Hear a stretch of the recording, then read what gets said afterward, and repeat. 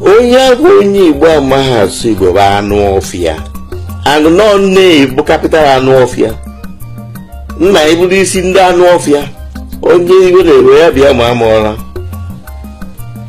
Onye mụtara nwa ebe ọ sọrọ mụta nwa ahụ ekụziri ihe Igbo efu nwa ahụ n'anya. Ụfọdụ n'ime ha amadoghị ife omiri ife ọ pụtara.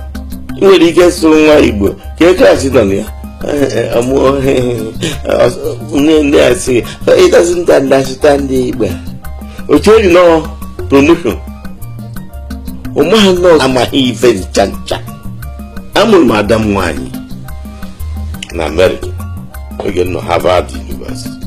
Onye na-ekue n'owu onye Irish ma before tutu o ruo afọ abụọ amarụgo Igbo maka na anyị tiri iwu na ataghara n'ụlọ